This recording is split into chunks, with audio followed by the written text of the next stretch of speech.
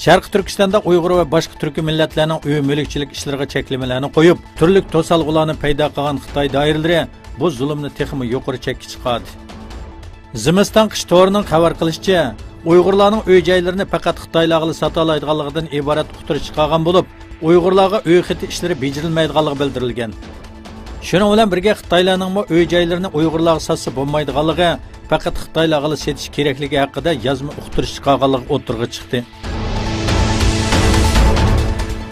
Xitoy Kommunist hukumatining Sharqi Turkistondagi din dushmanlik siyosati davomlashayotgan bir vaqtda, doiralarning Sharqi Turkistonda iqtisod chekinsimi, muqimlik afzal degan shior bilan rayondagi tijoratchilarga islomiy simvollar bor bo'lgan mahsulotlarni sotishdan cheklanganligi bildirildi. Turkiya İYİ partiyadan parlament a'zosi Fakhreddin Yukishning Xitoyning Turkiyada turishliq bosh elchisi Yu Xunyadan so'rgan Sharqi Turkiston haqidagi savoli Xitoy elchixonasida berilgan tamoq ziyofatining yaldami so'p qoldi. Fakhreddin Yukish Xitoy elchisidan Sharqi Turkiston haqida savol so'rgan vaqtda elchining yuzlaridagi kulkining yo'qolib ketganligi haqida to'xtalib, Xitoy bosh elchisining o vaqtda chiroyidan hech ketmagan tabassum g'oyib bo'ldi dedi.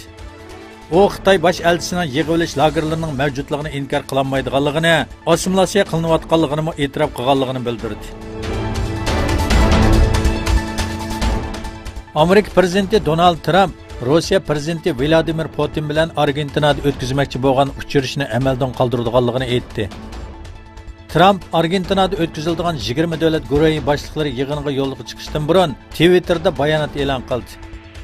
Rossiyaning go'riga olgan Ukraina paraxod va xodimlarini qaytarib bermaganligini ta'kidlagan Trump, munosabatlik butun taraflarga yaxshi bo'lganligini o'ylab, Putin bilan Argentinada o'tkazilmoqchi bo'lgan uchrashishni amaldan qoldirish qaroriga keldim dedi.